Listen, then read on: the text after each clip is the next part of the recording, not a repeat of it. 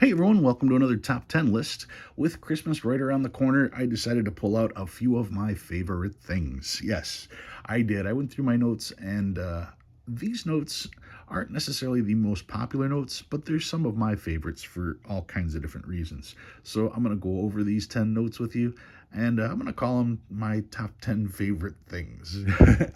They all have interesting little stories to them, so here goes. Number 10. $1 Federal Reserve note from 2017. How did this possibly make my list? Well, it's a solid star error.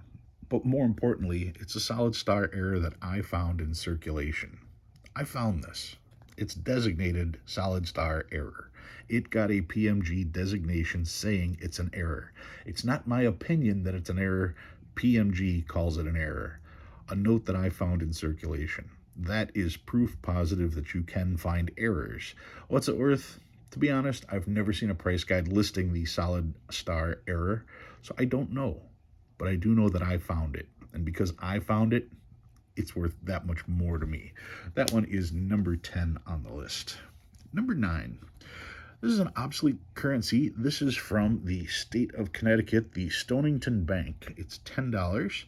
And this one is interesting because the $5 version is actually on the cover of the obsolete banknote book. But I find this note fascinating because of the whaling picture on the front. What is that, a sperm whale? I think that's a sperm whale there, based on the jaw. Not 100%, but you can see he's bucking the guy, flipping that boat there. You can see the main ship there, and these guys here in their rowboat going after him. It was a part of life back in the 1800s, and for them to put it on the currency makes it a very unique note. Of all the thousands of banknotes, there are so few that actually have such an element like this on the currency. To me, it's a fascinating note, and I had to have it. This one is number 9. Number 8. One of the coolest notes I've ever picked up. This is my Spinner specimen note. This one happens to be graded choice about new. It gets a 58 apparent grade, edged here at the bottom left. So if we look at the bottom left, I think that might be what they're talking about right there. Let's look at the bottom left, see if we got, yeah, well, nope, on the very bottom, there's this very slight little tear. That's why they gave it the apparent 58 grade. What makes this so cool, though, is, yes, it's a specimen, but if we look, it's signed by Spinner. That's Spinner's actual autograph. How cool is that? I mean, Spinner has enough stories told about him, and to have a note that actually was signed by him, that's Spinner. This is the guy. He signed it. Normally, living people aren't on notes. So for a living person to be on a note with their own signature on it, that's impressive. That's definitely a note that's got to be in the case. That is number 8. Number 7. I'm always fascinated by this note. This is the 1862 $2 legal tender, the very first $2 bill ever issued by the government. The $2 bill came into prominence because of horse racing. The minimum bet was $2. So it made a $2 bill kind of necessary. People would be betting with $2 bills. And to the extent that the government made a $2 bill.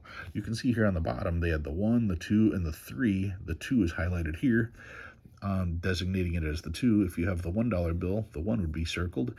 There is no 3, but it's just interesting that they considered that in the design. This particular one graded 15 net. I'm guessing it got that because it was cleaned. It says on the back repaired, but I mean, if you look at the note is beautiful. I'm wondering if it was split and then repaired here, if that might have been it. I don't know. All I know is this note screams beautiful eye appeal, and I have no problem. Look at that. It's one away from our radar. Ifs and buts, right? Could you imagine if this was a radar? Anyway, this one is number 7, the 1862 $2 legal tender. Number 6. This has always been one of my favorite notes. The Bison note, 1901 $10 legal tender featuring Lewis and Clark, Meriwether Lewis, and what was Clark? Jonathan Clark, is that it?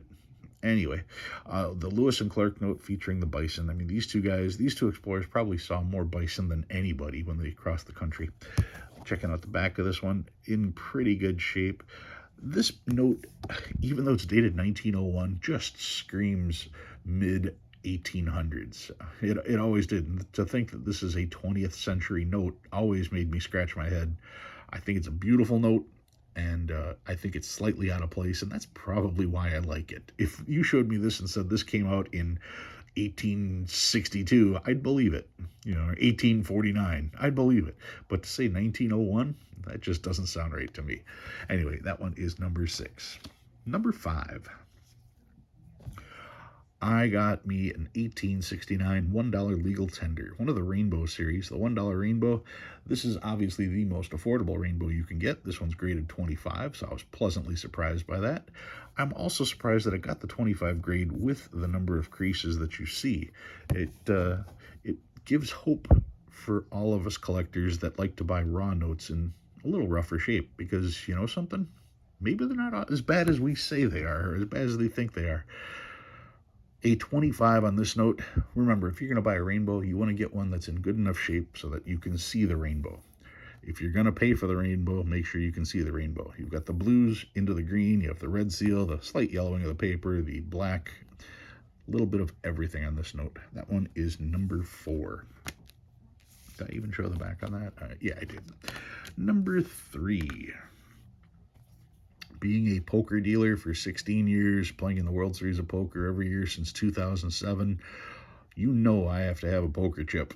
The first time I ever saw the poker chip, the dealer was like, yeah, this note here, it's the poker chip. That's the poker chip. And I always thought that he was referring to this as the poker chip. And when I saw the price tag on this, I didn't bother to ask to have it come out of the cage because I knew I couldn't afford it. Eventually, I got to see the back.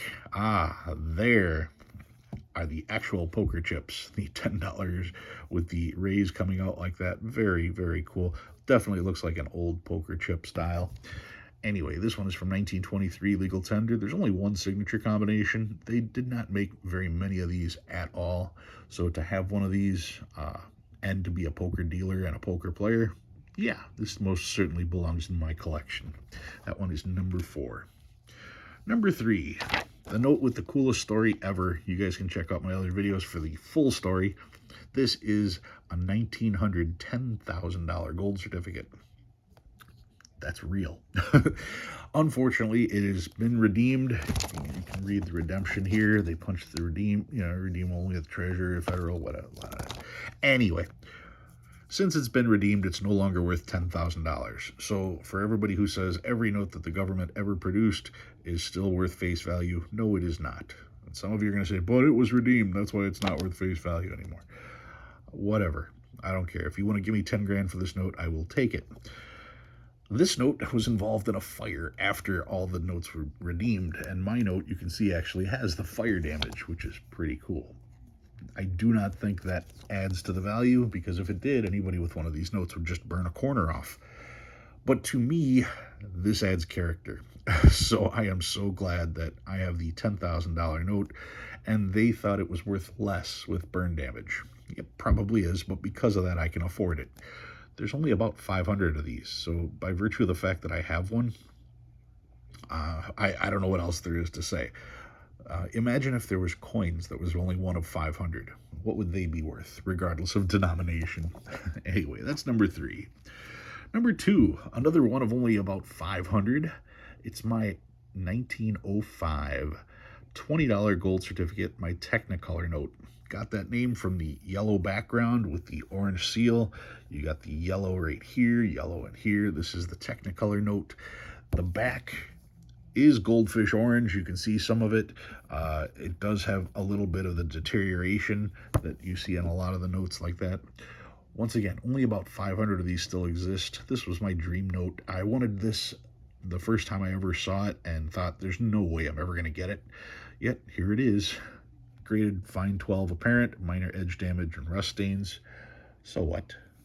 One of 500 is all I think about. I know what it is. I can tell what it is. And I'm very proud to have it. And finally, number 1, you guys know my favorite note. It's the first note I ever bought, the 1922 gold certificate. This note just surprised the heck out of me. I bought this note raw for $125, sent it in for grading, came out pretty good. It is the same design, essentially, as the Technicolor. Just subtle differences. You can see here and here. You can see there's different shades here. This is more of a red versus the gold. Um, this is the same color background where this is actually yellow. Same thing with the 20. On this one, the 20 is white. Here it's yellow. So there's subtle changes, but this one, the back looks like it's supposed to. So that's pretty cool compared to this one. Not quite as nice. But anyway, everything about this note stunned me. It's a 20, it's a large size note. I didn't know we had large size notes. It's a 20 that features George Washington. I didn't know George Washington was on any of their notes. And it's a gold certificate. I didn't know we had gold certificates. So everything about this note blew my mind. The design was so impressive that they continued to use it on the small size 20 up until the 1990s. So that's how impressive the design was. All of those factors are why this has always been my favorite note. And I got its big brother right here. That's my top 10. All right, guys, if you learned anything new, go ahead and hit that like button. If you like what you see and you want to see more, please subscribe. Love reading all your comments. Thanks for watching. I'll see you next time.